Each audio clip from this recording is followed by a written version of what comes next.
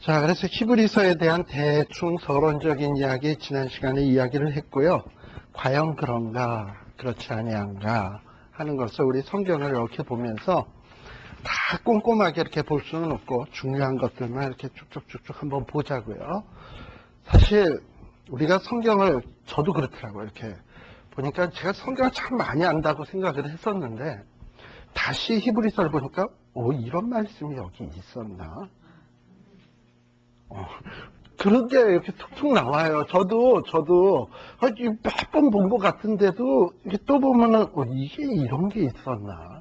뭐 이러더라고요. 그러니까 우리가 성경이 어떠냐면 모를 때는 그냥 부르륵 지나가서 그래요. 그러니까 전혀 기억이 안 났고 그게 거기 있었는지조차 모르는데 보는 순간에는 이런 게 있긴 있었는데 이게 여기 있었나? 이러듯이 그렇더라고요. 그래서 이걸 다시 히브리서를 다시 한번 이렇게 이제 한번 정리를 해보고 백그라운드 정리해보고 다시 한번 이렇게 훑어보니까 이런 말씀들이 또 이렇게 있구나. 또 이런 생각이 또 들더라고요. 그래서 성경은 자꾸 읽으면 읽을수록에 새롭고 또 그렇구나 이러고서는 그런 생각이 들어요. 그래서 이 히브리서는 어쨌든 고난받아서 자꾸 이전의 모양으로 돌아가려고 하는 이런 유대인들에게 그 믿음 생활을 고치시키기 위해서 쓴 성경이 히브리서예요. 그러다 보니까 이 히브리서에서 강조하고자 하는 내용은 아까도 얘기했지만 예수님에 대해서입니다. 예수님이 얼마나 뛰어나신 분이고 귀한 분인지. 사실 제가 구약을 전공입니다만은 그러니까 이 구약만 맨날 구약 성경만 여러 번 보다가 이제 신약 성경을 보면서 구약의 백그라운드를 깔고 예수님을 보니까 진짜 더 귀하구나 라는 생각이 더 많이 들어요. 그래서 우리 신앙생활의 가장 중요한 부분은 정말 예수님을 바로 아는 거예요.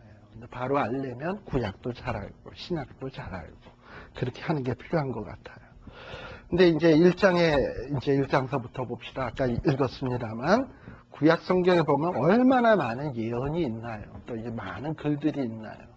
흔히들 여러분들 유대인들은요, 제가 이미 구약할 때 얘기했습니다만 여호수아, 사사기, 그다음에 열왕기, 사무엘, 열왕기 또 선지서로 하는 거 알아요? 또 선지서로 분류해요. 그 사람들은, 유대인들은. 우리는 이걸 역사서로 알고 있잖아요. 근데 그 사람들은 그거를 전선지라고 얘기를 합니다. 그리고 후선지에 해당되는 부분은 이사야부터 시작해서 말라기까지. 그게 이제 후선지인 거예요. 우리가 흔히 생각하는 선지서. 그러니까 유대인들이 얘기할 땐 선지서 하면은 뭐냐 하면 여호수아에서부터 선지서까지를 다 망라한 게 다 선지서야. 그러니까 거의 거기에다가 모세도 선지자 중에서 최고의 선지자 아닙니까? 그러니까 선지자 하면 구약 전부 다야, 어떻게 보면. 예. 그러니까 여기 선지자들로 여러 부분과 여러 모양으로 말씀하신 하나님이라 그랬는데 이건 결국 구약 성경 다라는 얘기예요. 뭐 선지서니까는 이사야에서부터 말라기까지구나 이렇게 생각하시면 안 돼요. 구약 성경을 얘기하는 거예요. 근데요, 구약 성경을 다 읽고 제대로 읽고 나면 얻는 결론이 뭐여야 되냐면 여러분들이 이스라엘의 아까 여호수아에서부터 열왕기까지나 역대기 마지막까지를 딱 읽고 나면 딱 머릿속에 드는 생각이 뭡니까? 어떻게 이렇게 이스라엘 사람은 한심하냐? 이렇게 하나님의 축복을 많이 주셨는데 어떻게 이렇게 사냐? 이렇게 쫄딱 망하냐 또 망하고선 돌아왔는데도 또 이렇게 한심하냐? 에스라 느헤미야 보면 말라기 보면 그런 생각이 들어요. 그래서 이스라엘 참 한심하다 이런 생각이 딱 드는데 거기에서 좀 더 깊이 생각해서 들어가면 어떤 생각이 드냐면 이스라엘만 한심한 게 아니지 이게 나 아니냐 이게 이 이스라엘이 나 아니냐 나잖아. 어떨 때는 무슨 생각이 드냐면 나는 이스라엘보다 더한 놈 아니냐 뭐 이런 생각이 들어야 구약을 제대로 읽은 거예요. 그래서 무슨 생각이 들어야 되냐면 하나님이 그렇게 은혜를 베푸셔도 나는 어쩔 수 없는 인간이구나. 또 다른 은혜가 필요하구나. 그래서 사도 바울도 유대인 중에 유대인이요, 히브리인 중에 히브리인이요, 베냐민 지파요, 진짜 유대인 같은 유대인이잖아요. 그러나 그가 구약에 통달을 한 사람인데 뭔가 이렇게 깊이 묵상을 하다 보니까 무슨 생각이 들었냐면 나는 죄인 중에 괴수라. 사도 중에 가장 미천한 자라. 내 안에 두 가지 법이 있는데 자꾸 나는 육신의 법 아래 죄의 법 아래로 사로잡혀 내려오는 것을 보는도다. 오호라 누가 나를 이 사망의 몸에서 건져내랴 하고 몸부림치게 되듯 구약을 딱 읽고 나면 무슨 생각이 들어야 되냐면 이스라엘 한심한 놈, 아니 나는 더 한심한 놈, 내가 어떻게 하면 내가 구원받냐, 나는 정말 희망 없다 라는 결론이 내려지고서 주님 나 좀 도와주세요, 나 좀 살려주세요 하고 이렇게 몸부림치는 대로 가야 돼. 이래야 구약을 제대로 읽은 거야. 그래서 몸부림치는 데 가서 어떻게 되냐면 우리 신약성경에 나오듯이 믿음의 주요 온전케 하시는 그리스도를 바라보는 거예요. 아, 나를 온전케 하실 이는 오직 예수. 예수님 날 좀 살려주세요. 내 힘으로는 난 도저히 세워나올 힘이 없어요. 이렇게 되게 하려고 하는 효과 있는 책이 뭐냐면 구약이에요. 그래서 따라서 구약을 제대로 읽은 사람은 예수님을 바라보게 되고요. 그래서 2절에 보면 이 모든 날 아들로 우리에게 말씀하셨으니, 그래서 구약을 딱 읽어요. 아, 예수님이 이래서 왔구나. 구약 제대로 읽으면 여러 부분 여러 모양이 있는데 그거 다 제대로 읽으면 결국엔 아, 이분이 예수님이구나, 이분이 이래서 왔구나, 구약은 이래서 필요하구나, 이걸 깨닫게 되는 거예요. 그러니까 예수님이 얼마나 귀한 분이냐 이거죠.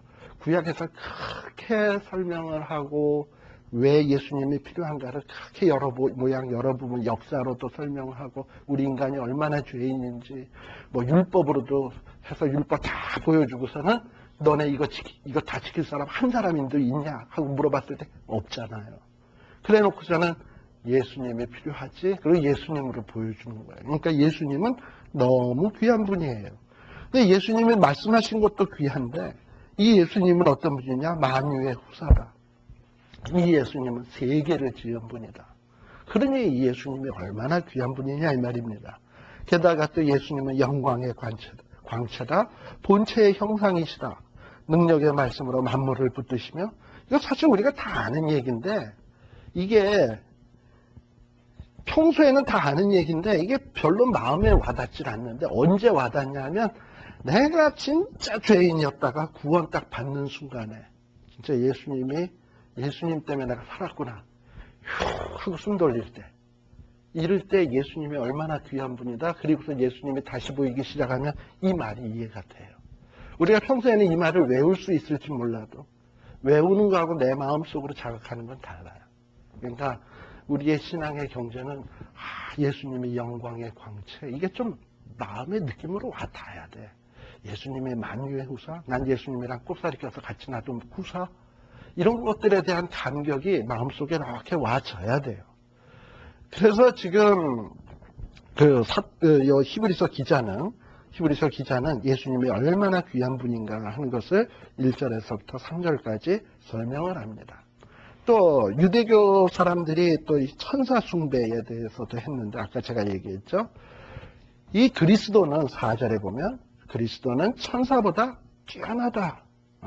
더 뛰어나다. 그 이유가 있는데 6절에 보게 되면 사실 천사라고 하는 존재는 누구에게 경배를 하냐면 그리스도에게 경배해야 될 존재예요. 예. 그리고 천사들은 뭐냐 하면 예수님 옆에서 바람으로 또 불꽃으로 예수님을 호위하는 존재들이에요. 흔히 예수님이 얼마나 귀한 분이야. 유대인들은 천사도 귀하게 여기는데. 예. 그리고 이 예수님은 어떤 분이냐? 8절에 보면 주의 보좌라는 건 거의 왕이나 마찬가지죠. 주의 나라는 홀은 공평한 홀이고 뭐 이러고선 얘기를 해요. 그리고 또 보면 13절에 보시면 어느 때에 천사 중 누구에게 내가 내 원수로 발등상 되게 하기까지 너는 내 우편에 앉았으라 하셨느냐. 다시 말하면 예수님은 지금 어떻게 되셨죠? 부활하셔서 승천하셔서 지금 어디 계셔? 예수님 우편, 하나님 우편에 계셔요. 근데 천사 중 암만 뛰어난 천사가 있다고 해서 예수님이 마지막 심판할 때까지 하나님 우편에 두고 있는 천사가 어디 있어? 그런 천사는 없잖아. 예수님 외에는. 그러니까 예수님하고 천사는 비교가 안 된다. 게임이 안 된다라는 얘기를 하는 거예요. 14절에도 보면 모든 천사들은 뭐다? 부리는 영이야. 그리고 이 천사는 뭐 하는 존재냐? 심지어는 구원 얻을 후사들을 위하여 섬기라고 보내심을 받은 자들이에요. 어떻게 보면 우리보다도 못한 존재가 천사지 뭐. 천사는 우리를 섬기라고 보내심을 받은 존재인데.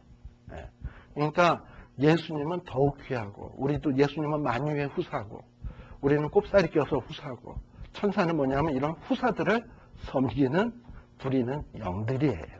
이 우리가 얼마나 귀한 존재인가. 근데 이 귀한 존재는 바로 누구 때문에 되었냐면 예수님으로 말미암아 된 거다라는 것을 설명을 하는 거예요. 그 다음에 2장에는 또 뭐라 그러냐면 우리의 모든 들은 것을 우리가 더욱 간절히 삼갈지니 라고 이야기를 했어요. 복음에 대해서 들었어요. 그러니까 복음이 얼마나 귀한 줄 알아. 그러면 그것을 자꾸 묵상하고 이게 왜 좋지? 나에게 왜 예수 믿고 구원받게 했지? 자꾸 생각해야 돼요. 그리고 그 이유가 무엇인지, 내게 주신 사명이 무엇인지 주의 깊게 생각해. 이게 삼가는 거예요. 그런데 어떤 사람은 복음을 받고서도 에이 그까지 복음 3절 에이 그까지 복음 그까지 구원 아주 구원 자체에 대한 감격도 없고 고마움도 없고 등한히 여기는 사람들이 참 많단 말이죠. 구원의 감격이 별반 없어. 그리고 구원을 그렇게 귀한 것으로 여기지도 않고 예수님이 나를 위하여 죽으셨다는 사실이 정말 귀한 건데 그걸 전혀 귀한 것으로 여기지 않는 사람들이 많아요. 대표적인 게 아까 제가 유대인이라고 그랬죠. 근데 오늘날도 그런 사람 많아요. 교회에도. 자기가 죄인인지도 모르고 왜 예수님이 필요한지도 모르고 내가 왜 예수를 믿어야 되는지도 모르고 이런 사람들 많단 말이죠. 그러면 우리 하나님이 참 섭섭하지. 그러니까 이 구원을 등한히 여기는 것 이거 참 하나님이 참 속상해 하시는 것 중에 하나예요. 그 다음에 거기 사실 2장 6절에 나오는 거 보면은 오직 누가 어디 증거하여 가로되 사람이 무엇이간데 주께서 저를 생각하시며 인자가 무엇이간데 주께서 저를 권고하시나이까 저를 얼마 동안? 잠깐 동안 천사보다 못하게 하시며 했다고 했단 말이죠. 자, 우리 인간들은 어떻게 보면 지금은 내가 천사보다 별 볼 일 없어 보일지 모르지만 이건 잠깐이에요. 그러면 우리는 후사가 될 때는 어떻게 되냐면 천사는 우리의 부리는 영이 돼요. 우리의 머리에는 영광과 존귀로 관씌우실 거예요. 누구와 함께? 예수님과 함께.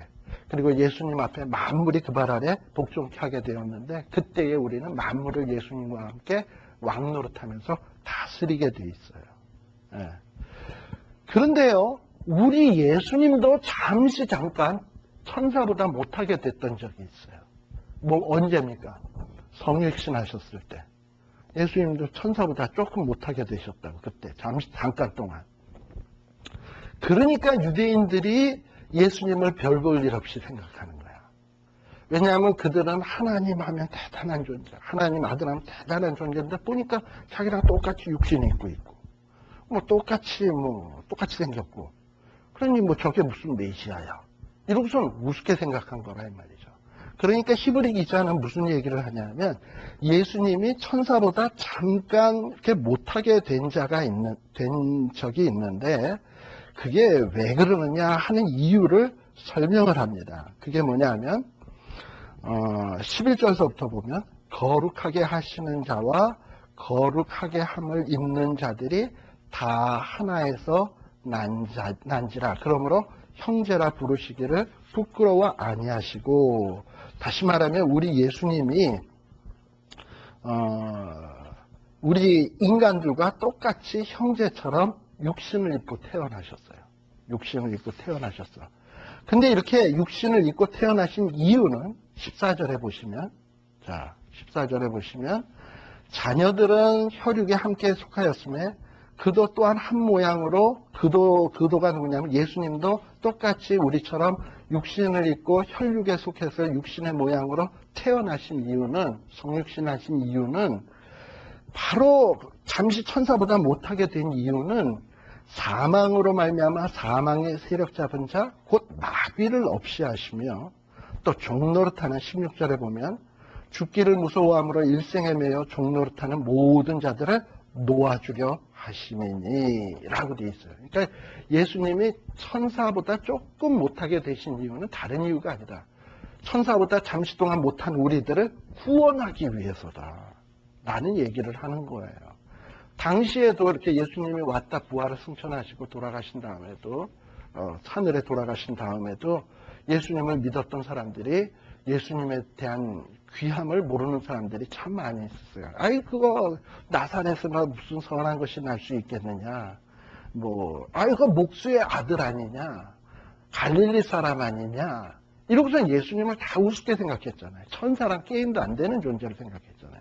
그러니까 히브리 기자는 무슨 얘기를 하냐면 예수님이 그렇게 오신 데는 이유가 있다.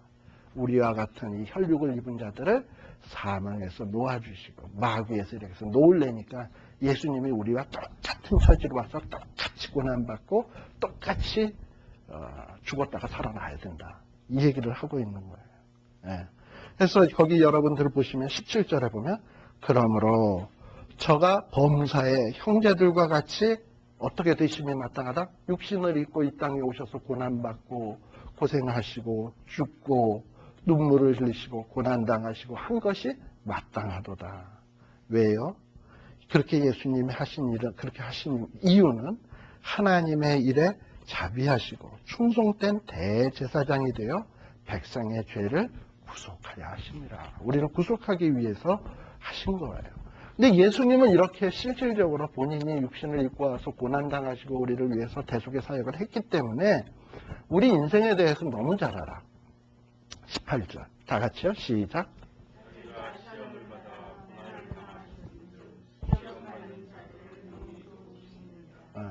여러분들 가운데 예수님만큼 뼈저린 배신을 체험해 보신 분 계십니까? 자기의 정말 믿었던 제자인데 나 모른다고 내 눈앞에서 부인하는 것을 목격해 보신 적 있나요? 물론 그런 비슷한 경험 해보신 분 있을 수 있어요. 그럼 더 나아가서 예수님처럼 그냥 십자가에 가시관 쓰고 십자가에 그것도 죄도 없이 해서 침뱉음 당하고 채찍에 맞고 막 이러고서는 조롱당하고 이렇게까지 고생해 보신 분은 안 계시잖아요. 여기. 그럼 만약에 그렇게 고생했다면 여기 없지 지금. 없잖아요. 그러니까 우리가 세상에 살면서 암만 힘들어도 예수님이 당했던 고난보다 더 힘들 사람은 내가 볼 때는 없는 것 같아. 그렇다면 예수님은 뭘 잘하시는 분이냐면 우리 인간의 고통이 뭔지, 아픔이 뭔지, 배신의 아픔 겪었죠. 제자가 자기를 은30, 제가 옛날에 사복음서 얘기했지만 은30이 은이니까 굉장히 비싼 것 같은데 구약성경에 종에 죽은 시체 몸값이 은30이에요. 저 얘기 한번 했던 기억나시죠? 종의 몸값 은30이라고. 노예에 죽은 그 시체 몸값이 은30이야. 그러면 예수님이 그렇게 자기가 만왕의 왕이시라는 분이 근본 하나님의 본체신데 지가 그렇게 믿었던 돈께까지 맡겨줬던 제자에게 은30에 종의 몸값, 노예의 몸값으로 팔렸다라는 걸 알면 얼마나 그거 정말 그러겠어요. 그런데 그런 배신 겪었지. 또 육체적인 아픔은 또 어때? 그런데 그런 예수님이 우리가 여러분들이 당하는 경제적인 고통, 배고픔의 고통, 혹은 질병으로 당하는 고통, 이걸 왜 모르실까? 다 아시지. 따라서 우리가 고통당할 때요, 주님, 나 힘들걸랑요 하면 예수님 다 알아요. 벌써 그 다 안다라는 생각만 딱 들어도 우리에게 한없이 위로가 돼. 그렇지 않습니까? 내가 막 아픈데 내가 사랑하는 사람이 옆에 와서 손만 잡아줘도 힘이 되잖아. 근데 내 고통을 이미 겪어본 사람이 와서 또 이렇게 와서 손을 잡아주면 그건 더 칭하게 와닿잖아요. 바로 그게 예수님이 시험받아 고난을 당하셨은즉 시험받는 자들을 능히 도우시느니라. 사실 이 당시 아까 많은 박해가 있었다 그랬잖아요. 이단들의 박해 또는 정치적인 종교적인 박해.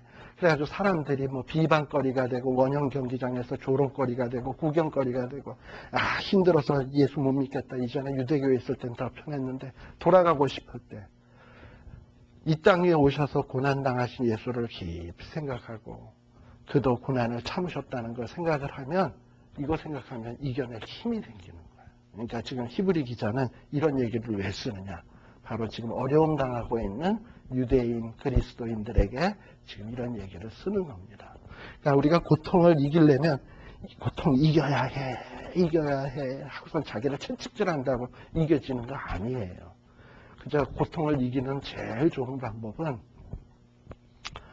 시험받아 고난 당하신 예수 그리스도를 바라보고 생각하면 그분이 우리에게 시험을 이길 수 있는 힘을 주십니다. 아니 능히 우리를 도우셔요. 거기 18절에 나오듯이. 그게 방법이야. 네. 자, 그 다음에 그러다 보니까 3장 1절에 제가 아까도 얘기했듯이 그러니까 자꾸 뭘 생각하냐면 대제사장이신 예수 그리스도를 깊이 생각하라.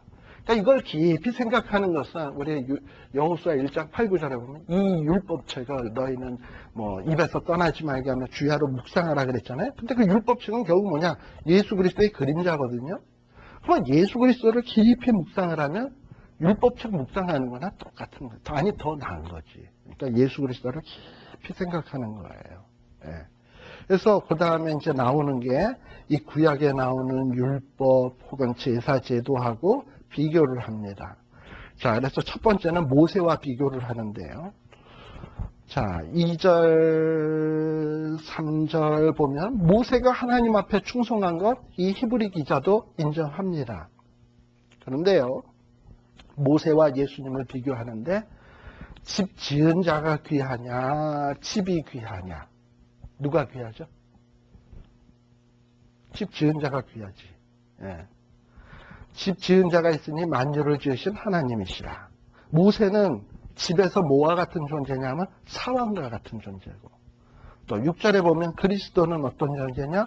집 맡은 집주인의 아들이다. 그럼 누가 귀하냐? 이 얘기를 하는 거예요. 그러니까 모세를 유대인들은 아주 귀하게 여기지만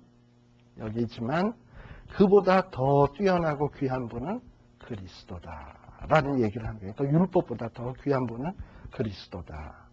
그래서 7절, 8절에 나오는 얘기는 뭐냐면 성령님께서 우리 마음속에 이렇게 역사를 해서 야, 너 예수 그리스도를 바라봐. 너의 구원은 예수님으로부터 오는 거야. 예수님이 너의 구원자야. 이렇게 하는 음성이 들리는데 그런 음성을 들을 때 마음을 강팍해서 아니야 구원은 다른 데 있어 이러지 말라는 거예요. 그게 바로 7절 8절이에요. 그래서 광야에서도 하나님이 뭐 하지 마라 해라 했는데도 이스라엘 백성들이 마음을 강팍하게 해서 순종치 않았잖아요. 그래서 광야에서 다 엎드려 죽었잖아요. 근데 하물며 모세보다도 더 귀한 그리스도를 영접하고 그리스도를 받아들이고 그리스도를 귀하게 여겨라는 명령을 어겼을 때는 받는 징벌이 얼마나 더 심하겠습니까? 지금 논리가 그렇게 가는 거예요. 예. 그래서 그래서 12절에도 보게 되면 형제들아 너희가 삼가 혹 너희 중에 누가 믿지 아니하는 뭐요? 악심. 그러니까 성경에서는요 예수님을 믿지 않는 것을 뭐라 그러냐면 악심이래요. 악심. 믿지 아니하는 것은 하나님이 볼 때 아주 악한 거예요. 그러니까 하나님이 가장 귀하게 여기는 구원의 방법인데 이거를 등한히 여기고 이것을 마음을 강팍해 해서 받아들이지 않을 때는 하나님 그걸 악심으로 여기시고 그를 징계하게 되는 거예요. 따라서 14절에 보면 정말 예수님을 귀하게 여기고 그래서 시작부터 꽉 붙들고 그것을 견고히 잡으면 그리스도가 만유의 후사가 될 때 우리도 후사가 되어서 천사들을 부리고 우리도 존귀한 자가 되는 겁니다. 그래서 성경에 일렀을 오늘날 너희가 그의 음성을 듣거든 노하심을 격동할 때와 같이 너희 마음을 강팍하게 하지 말라 하였으니. 자, 그래서 음성을 듣거든 강팍하게 하지 말라. 이거 어떻게 보면 굉장히 어려운 것 같아요. 왜냐? 모세는 뭐 이것도 지켜라 저것도 지켜라 이건 하지 말라 이건 해라 이것은 너무 많잖아. 이거를 해라 하면 그거 못해요 하고서는 안 하면 벌 받을 거니까 야, 이거 하나님의 말씀 순종하는 게 이거 얼마나 어려운 건데. 이런 걱정이 드실지 모르지만 지금 여기서 말하는 음성은 뭐냐 하면 주 예수를 믿으라는 거예요. 너 힘으로는 구원 못 받으니까 죽었다 깨나도 율법에서 의로운 자 될 수 없고 완전한 자 될 수 없으니까 예수 그리스도를 믿어서 의롭게 되라. 하나님이 예비하신 그 방법으로 의롭게 되라. 그 음성을 듣거든 그것을 그대로 받아들이라는 거예요. 맞아요, 예수님. 하나님, 나는 내 힘으로는 절대 율법 행할 수 없고 내 힘으로는 모든 제사, 거룩한 제사 드릴 수도 없고 그러니까 나는 할 수 없이 예수님 믿는 방법밖에 없네요. 하고 나 예수님 믿을래요. 예수님 나 좀 도와주세요. 이거 하라는 거예요. 그러니까 그것마저도 안 하면 하나님이 진노하신다는 거예요. 그러니까 너희들이 그 음성을 듣거든 뭐 하지 마라? 마음을 강팍하게 하지 마라 라는 거예요. 그래서 이 믿음이라는 게 그렇게 중요해요. 그래서 심지어는 18, 19절에 보게 되면 광야에서 엎드려 죽는 것도 결국은 뭐 때문이냐? 하나님을 믿지 않았기 때문이다 라고 얘기를 하고 있어요. 그러니까 하나님이 제일 싫어하시는 게 뭐냐면 믿지 않는 겁니다. 심지어는 민수기에 보시면, 민수기 몇 장이더라? 모세가 반석을 쳐가지고 물 나오게 했던 데가 어디냐 하면은,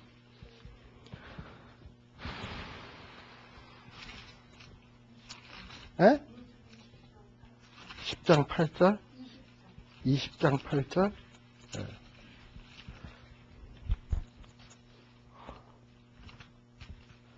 예. 거기에 보면 20장 8절에서 12절 한번 봅시다. 자, 반석을 쳤잖아요? 그리고선 이 모세가 이 일로 인해서 가나안 땅에 못 들어갔어요. 그러다 보니까 이제 이걸 가지고 성경 해석하는 사람들이 여러 해석하는 방법이 있는데 어떤 사람은 이런 얘기예요. 반석은 그리스도인데 그리스도를 지팡이로 감히 땅땅땅 때리다니 그래서 못 들어갔다. 뭐 이러고 얘기하는 사람도 있는데 그건 좀 너무 지나친 해석인 것 같고 여기 12절에 보면 뭐라고 되어 있냐면 여호와께서 모세와 아론에게 이르시되 너희가 나를 뭐하지 아니하고 믿지 아니하고 이스라엘 자손의 목전에 나의 거룩함을 나타내지 아니한 거로 너희는 이 총회를 내가 그들에게 준 땅으로 인도하여 드리지 못하리라 하신지라 라고 되어 있어요. 그러니까 하나님이 싫어하는 건 뭐냐면 믿지 않은 거. 그러면 여기서 믿는다는 건 뭐 모세와 아론이 예수님을 안 믿어서인가 하나님을 안 믿어서 그건 아니고 하나님이 내가 가나안 땅 주고 너희들을 인도자 삼는다 했으면 그거 그냥 진득하게 믿고 가지. 또 물 없어서 아우성 치더라도 하나님은 어련히 주지 않을까 그냥 좀 믿고 가지. 그거 못 믿어가지고 하나님 앞에 백성들이 아각거린다고 자기도 혈기가 나가지고 그냥 반석을 두들겨 패고 이래가지고 물을 뽑고 이러니 하나님이 야 너도 네 믿음도 참 한심하구나 하고선 지금 얘기한 거예요.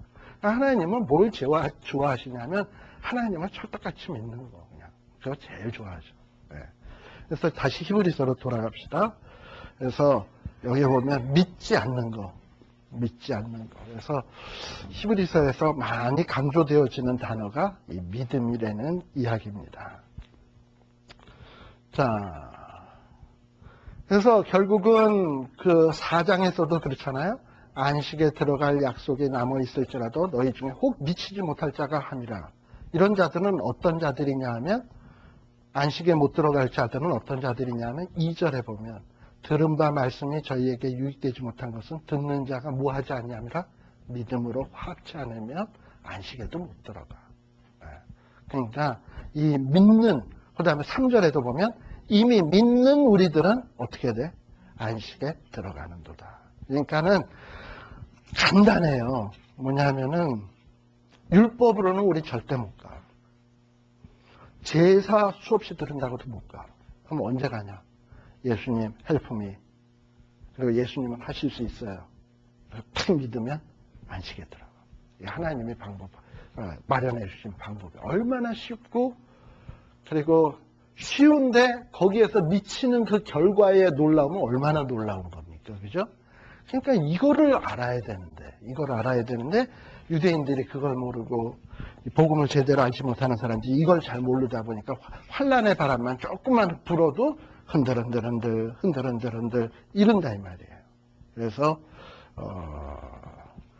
11절 한번 봅시다. 쭉 넘어가서 11절에 보면 그러므로 우리가 저 안식에 들어가기를 힘쓸지니. 자, 그럼 안식에 들어가기에 힘쓰기 위해서 뭐 해야 됩니까?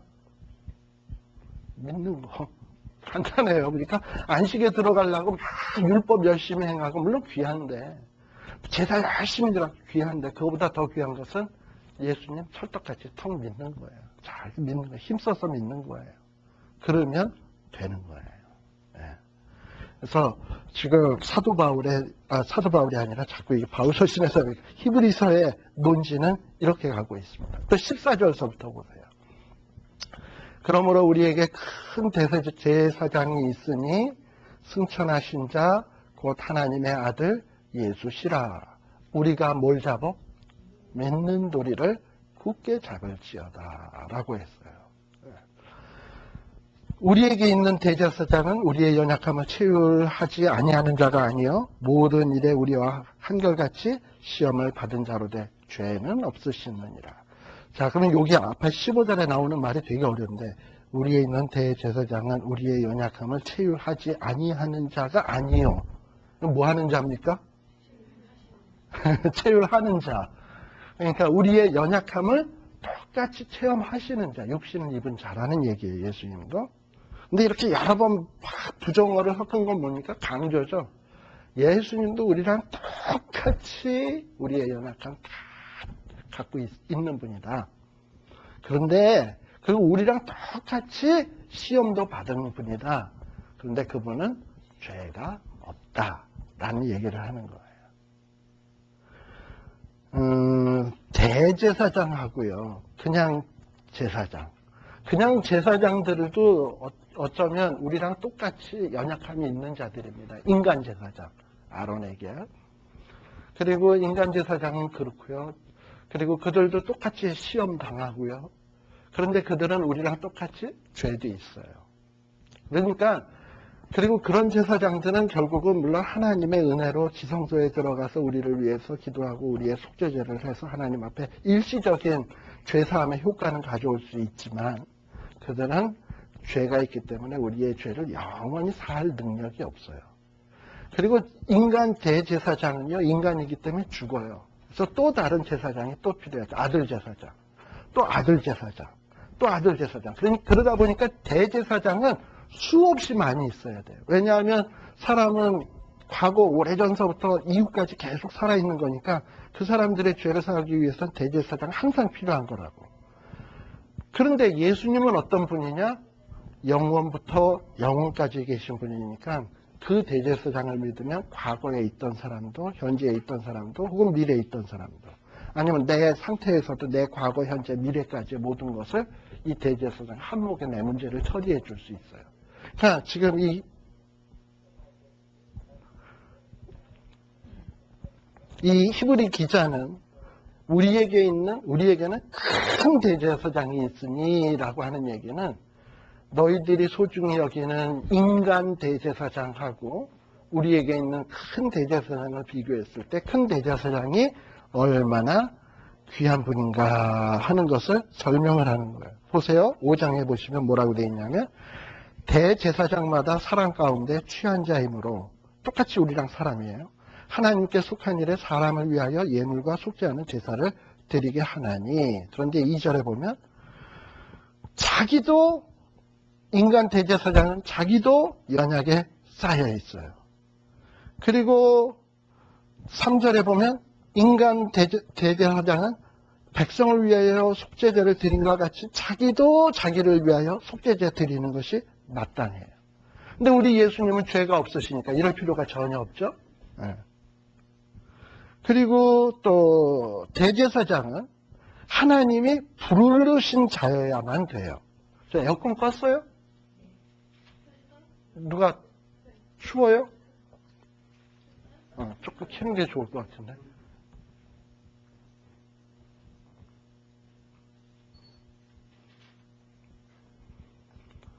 자, 이 대제사장은요, 하나님의 부르심을 입은 자, 택한 자여야 됩니다. 근데 우리의 대제사장은 5절에 보면 어떤 분이냐? 하나님이 저더러 이르시되 너는 내 아들이니 내가 오늘날 너를 낳았다 하였고, 또한 이와 같이 다른 데 말씀하시되 내가 영원히 멜기세덱의 반차를 쫓는 대제사장이라 하셨으니. 자, 예수님은 아론이라고 하는 대제사장도 하나님의 부르심에 의해서 된 건데, 예수님은 하나님이 특별히 그냥 소명하셔서 대제사장이 된 분이에요. 그리고 또 8절에 보면 이 예수님은 어떤 분이시냐? 그가 7절, 그가 육체에 계실 때에 자기를 죽음에서 능히 구원하실 이에게 심한 통곡과 눈물로 간구와 소원을 올렸고 그의 경외하심을 인하여 들으심을 얻었느니라. 그 요한복음 제가 이전에 뭐 좀 자세히 안 한 것 같은데 요한복음 17장에 보시면 예수님이 남겨놓고 가시는 성도들을 위해서 일장에 기도하는 내용이 있죠. 그래서 혹자들은 예수님이 겟세마네 동산에서 무슨 기도했을까? 할 수만 있거든 이 잔을 내게서 물리쳐 주시옵소서. 피땀을 흘려가면서 할 수만 있거든 이 잔을 할 수만 있거든 이 잔을 내게서 물리쳐 주시옵소서. 딱 해봐야 10초도 안 걸리네. 사실 그래요. 그러니까 예수님이 기도한, 물론 그 내용도 기도는 있긴 하지만 예수님이 진짜 기도한 내용은 뭘까 했을 때 두고 가는 성도들을 위한 기도. 요한복음 17장에 나오는 기도. 그런 기도를 예수님이 하지 않았겠나. 다시 말하면 대제사장으로서 자기가 두고 가는 정말 어린 양과 같은 죄인들인 우리를 위해서 하나님 앞에 통곡과 눈물로 이렇게 기도하시는 분. 어떤 대제사장하고 비교해도 이런 분은 없죠. 그리고 그분은 8절에 보면 아들이신데도 고난을 통해서 순종함을 배워서 온전하게 되었다 그랬어요. 그래서 그리고 이 예수님은 레위 지파가 아니라 멜기세덱의 반차다. 왜 멜기세덱이라 그랬냐면 원래 멜기세덱은 뭐냐 하면은요, 멜기라는 말은 마이 킹이라는 뜻이에요. 멜기, 마이 킹. 그 다음에 세덱, 차데크라는 말이거든요. 히브리어에서 멜기, 멜라키, 차데크 이거거든요. 멜기는 마이 킹, 차데크는 righteous, 의롭다라는 얘기예요. 나의 왕은 의로우시다라는, 그러니까 의의 나의 왕은 의롭다라는 얘기예요. 근데 사실 어떻게 보면 멜기세덱 이름의 뜻은 이건 참 엄청난 이름이에요. 내 왕. 우리의 왕 될 분은 누구밖에 없냐면 하나님이야. 그리고 의로우신 분 하나님이야. 어떻게 보면 멜기세덱은 아주 이 신비한 존재로 지금 여기서 표현되고 있어요. 멜기세덱의 반차를 쫓아서 되신 분. 그리고 여기에도 보면 그래서 멜기세덱을 인간으로 얘기하지 않냐고 11절에 보면 멜기세덱에 관하여는 우리가 할 말이 많으나 너희의 듣는 것이 두나무로 해석하기 어려우니라 라고 돼 있어요. 굉장히 아주 신비한 존재로 지금 멜기세덱을 설명을 하고 있어요.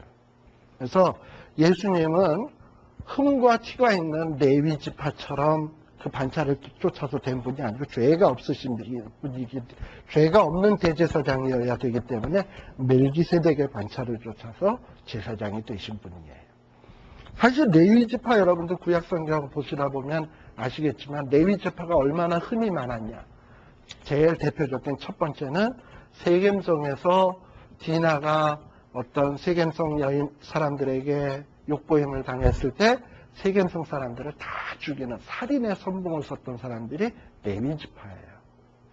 그래서 나중에 야곱이 레위 지파는 기업이 없다. 그리고 흩어진다. 라고 저주의 기도를 했을 정도로 레위 지파는 그런 족속이에요. 그런데도 불구하고 레위 지파가 축복을 받았죠. 이유는 금송아지 사건 때 몇몇 사건 때 레위 지파가 선봉에 서서 어떤 불의한 것들을 해서 목숨을 걸고 싸운 적이 있잖아요. 그런 것들로 인해서 레위 지파는 흩어져도 제사장으로서 흩어짐을 받는 이런 축복을 받게 되었어요. 반면에 똑같이 흩어짐을 당했던 시므온 지파. 시므온 지파는 여러분들 지도에 보면 12지파의 땅의 기업 이렇게 나와 있는 거 보면 제일 아래쪽이거든요. 시므온 지파. 블레셋하고 접경지요. 근데요, 시므온 지파는 온데간데 사라져 버렸어요. 원래 시므온 지파의 땅은 어디 땅이냐면 유대 지역의 땅이거든요. 그런데 아시다시피 유대 지역엔 나중에 뭐만 남습니까? 유다 지파와 베냐민 지파만 남지 시므온 땅은 온데간데 없어지고, 시므온 온데간데 없어진 사람 다 어디로 갔냐면 북쪽으로 가서 기업도 없이 또 돌아다니는 사람이 돼버렸다고. 네. 그래서 그만큼 레위 지파는 흠이 많은 건데 예수님은 제사장이 돼 레위 지파의 반열을 쫓지 않으시고 멜기세덱의 반차를 쫓아서. 이게 뭔 얘기냐? 저도 잘 몰라. 히브리 기자도 뭐라 그랬냐면 해석하기 어려우니라 했는데 제가 어떻게 알겠어요? 네, 저도 몰라. 네. 근데요, 근데 어렵다 그러면 자꾸 호기심이 생겨서 더 하려고 그러지. 예. 자, 그래서 히브리 기자는 계속 끊임없이 얘기하는 것이 주님이, 그리스도가 얼마나 귀한 존재냐 하는 것을 강조하고 있습니다. 그래서 6장에도 너희들이 그리스도의 도의 초보를 버리고 죽은 행실을 회개함과 하나님에 대한 신앙과 뭐 이러고서 쭉 해서 그리스도의 도의 초보를 버리고 처음 받았던 그리스도의 복음의 귀한 것을 버리고 2절에 보면 교훈의 털을 다시 닦지 말라 그러잖아요. 그리스도의 도가 충분해. 근데 거기에다 자꾸 뭘 더 쌓으려고 하지 말라 이 말이에요. 복잡하게. 네. 그리고 또 그리스도를 믿고 은혜를 체험하고 다 했는데 또 그리스도를 배반하는 자 되지 말라 이거예요. 4절, 5절, 6절에 보면. 특별히 여기서 타락한 자들은 다시 새롭게 하여 회개케 할 수 없나니. 그러니까 사실 이 구절 읽으면 되게 겁먹을 거예요. 아, 우리가 예수 믿고서도 우리 타락하는데? 그러면 우리 이제 그 다음에 회개케 할 수 없단 말인가? 이 얘기인데 이건 뭐냐면 예수님을 믿고 구원받았는데 어느 순간에 휙 돌이켜서 적극적으로 예수님을 반대하는 사람들, 마치 이단. 예수님을 아마 박태선 장로 같은 경우도 그랬을 거예요. 지가 예수님을 믿고 구원받았을 때는 아마 간격이 있었는지 몰라. 근데 어느 순간에 획해가지고 지가 재림 예수라 그러고 자기가 예수님이 받아야 될 영광의 보좌를 자기가 정치하고 또 예수님께 가려고 하는 자들을 자기에게 미혹해하고 이런 자들은 절대 용서함이 없다는 거야. 이런 자들은. 그리고 또 이렇게 그래서 여기 5절, 6절, 7절, 8절에 나와 있는 것들은 대개 이단을 염두에다 두시면 돼요. 이단도 처음에는 말씀을 듣고 겉모양으로는 하나님 믿는 것처럼 시작은 했지만 전혀 끝에 가서 다른 결과를 보여주는 자들이 이단 아닙니까? 그래서 다를 이 끝단, 끝에 가서 달라지는 사람들. 바로 이런 자들에 대해서 그 마지막은 8절 보면은 그 마지막은 불사람이 되리라 라고 이야기를 했어요. 그래서 그리스도에 대해서 확실한 지식이 있는 자들은 그 위에 든든히 서고 그 위에다 다른 털을 닦지 말고 어떤 이단들처럼 이렇게 배신하는 자도 되지 말고 끝까지 믿은 것을 확실히 붙잡으라는 얘기입니다. 그래서 여기에 보면은 9절 보면 사랑하는 자들아 우리가 이같이 말하나 너희에게 이보다 나은 것과 구원에 가까운 것을 확신하노라. 그리고 그 다음에 또 이제 아브라함하고도 또 비교를 해요. 여기에 보면은 13절에 보면 하나님이 아브라함에게 약속하실 때에 가리켜 맹세할 자가 자기보다 더 큰 이가 없으므로 자기를 가리켜 맹세하여 라고 되어 있는데, 자, 하나님이 아브라함하고 약속할 때 하나님보다 더 큰 분이 없잖아. 우리는 내 말이 거짓말이 아니라는 걸 증명하기 위해서 진짜 이건 하나님 앞에 맹세해. 이러고서는 나보다 더 큰 능력자, 권위자의 이름을 들어서 맹세하죠. 근데 하나님은 자기가 이 말을 지키겠다 하고 맹세를 할 때 자기보다 더 큰 이가 없으니까 자기 이름으로 맹세를 했다. 그러니까 하나님의 약속은 반드시 이루어진다는 얘기입니다. 근데 하나님의 약속이 뭐였냐면 가라사대 내가 반드시 너를 복주고 복주며 너를 번성케 하고 번성케 하리라 하셨더니 저가 이같이 오래 참아 약속을 받았느니라 라고 되어 있어요. 그러니까 아브라함도 하나님의 약속을 받기 위해서는 참기도 했어. 믿음으로 참기도 했단 말이죠. 그처럼 우리가 정말 하나님의 약속에 대해서 그 약속의 확실함을 확실히 믿고 서로 고난이 있고 환난이 있다 할지라도 믿고 나가면 그 약속을 받을 수밖에 없다라는 얘기를 지금 하고 있는 겁니다. 예. 그 다음에 좀 쭉쭉쭉 멜기세덱에 대해서 또 나오네. 여기 7장에 보시면. 자, 멜기세덱은 아주 아까 신비한 존재라고 했는데요. 특별히 2절 끝부분과 3절에 보면 멜기세덱에 대해서 설명을 하는데 멜기세덱의 이름, 첫째, 의의, 아까 세덱이 의롭다라는 얘기를 하기로 했잖아요. 멜기는 원래 마이킹인데 여기는 왕으로만 나왔네. 의의 왕. 왕은 의롭다. 혹은 나의 왕은 의롭다. 혹은 의의 왕. 다 될 수 있는 말이에요. 또 어떤 왕이나 살렘 왕. 또는 평강의 왕. 그런데 이분은 어떤 분이냐? 정말 어렵네. 아비도 없고, 어미도 없고, 족보도 없고, 시작한 날도 없고, 생명의 끝도 없어. 하나님 아들과 방불하여 항상 제사장으로 있느니라. 라고 돼 있어요. 이게 인간이야. 무슨 영물이야. 아무튼 참 신비한 존재예요. 그죠? 아비도 없고, 어미도 없고, 그러니까는 인간 같지는 않고, 족보도 없고, 그럼 도대체 뭐야? 시작한 날도 없고, 생명의 끝도 없어. 그런데 또 아들과 방불하다 그랬으니까 아들은 아니고, 예수님처럼, 독생자는 아니고, 그리고 항상 제사장으로 있는 분. 모르긴 몰라도 좀 이런 것 같아요. 천국에 가면 하나님 앞에 끊임없이 영광을 찬양하고, 하나님 앞에 경배하고 예배하잖아요.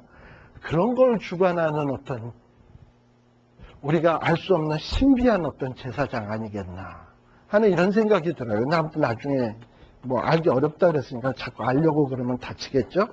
예.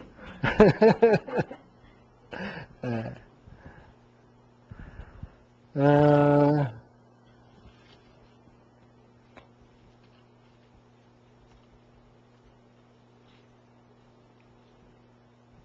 자, 그러면서 이제 레위 지파보다 예수님이 우월하다라는 걸 설명하기 위해서 지금 이 멜기세덱의 이야기를 하고 있는데요.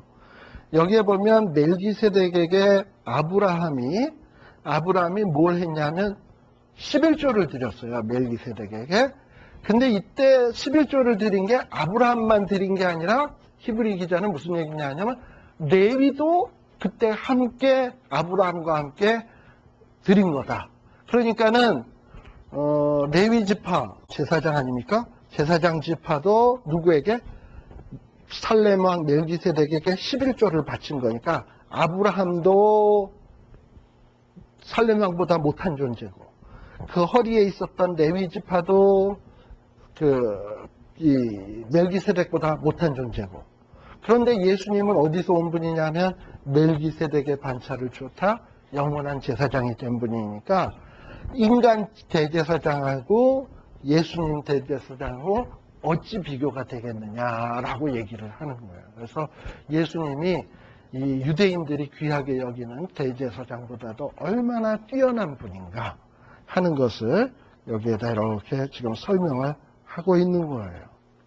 또 여기에도 보면 또 재밌는 얘기가 나오는데 11절서부터 보면 레위 계통의 제사의 직분으로 말미암아 온전함을 얻을 수 있었으면 있었으면 어찌하여 아론의 반차를 쫓지 아니하고 멜기세덱의 반차를 쫓는 별다른 한 제사장을 세울 필요가 있느뇨. 즉 무슨 얘기냐면 레위 계통의 제사 직분으로 온전함을 얻을 수 있다는 얘기입니까? 없다는 얘기입니까?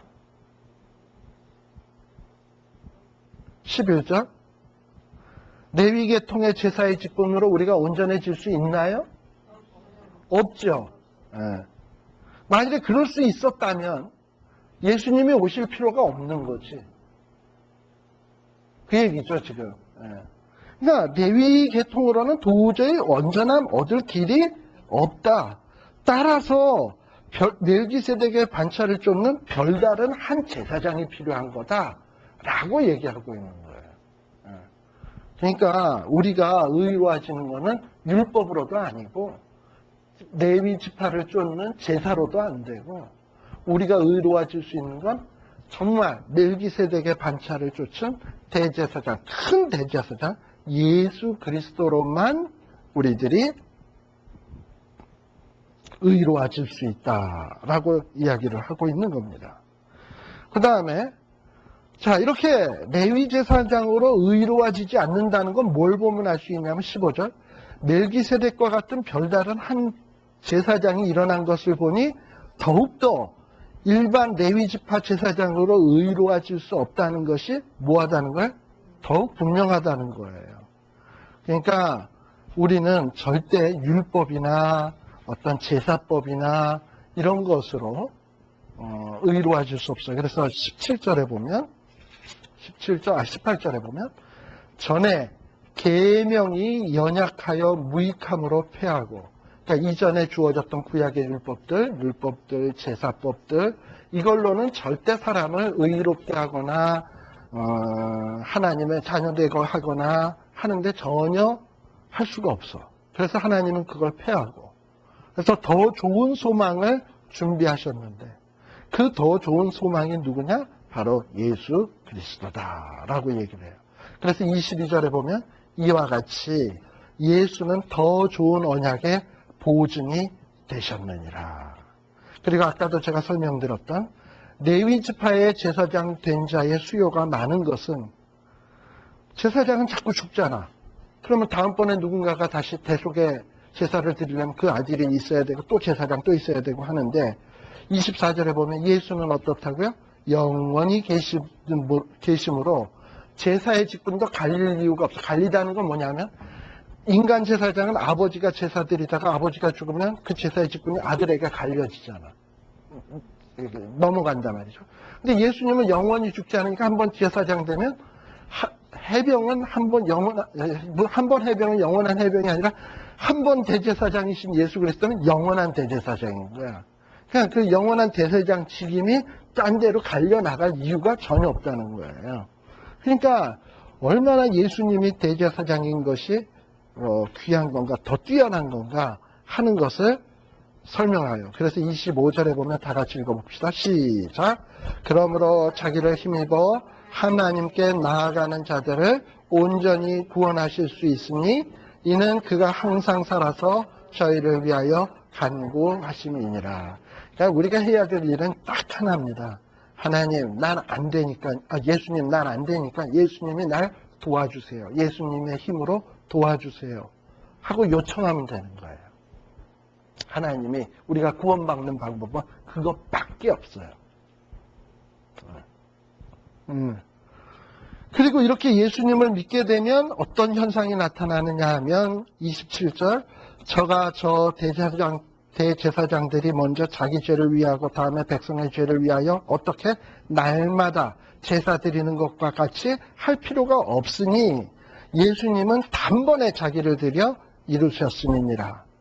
율법은 약점을 가진 사람들을 제사장으로 세웠거니와 그러니까 율법에 의하면 제사장은 약점을 가진 사람들이 세워졌어요. 아까 저 얘기했죠. 레위 지파가 얼마나 약점이 많은가.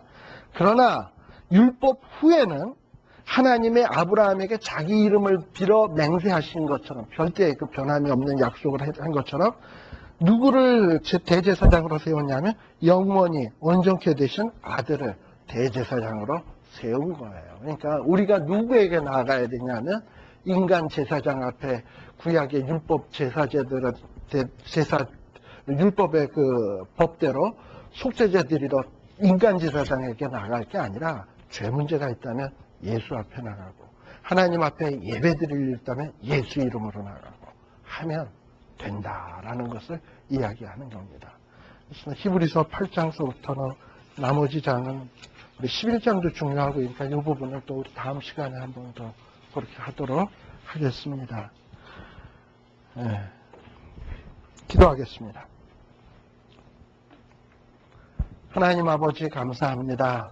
참으로 우리 예수님은 우리를 너무도 우리 하나님이 사랑하셔서 우리에게 보내신 귀하고 귀한 선물이신데 그리고 정말 우리에게 너무나도 없어서는 안 될 귀한 분이신데 우리가 때로는 그 귀함을 알지 못하고 또 예수님이 오셨다는 사실이 얼마나 큰 애인지 알지 못하고 그저 밋밋한 신앙생활했던 적이 한두 번이 아닙니다.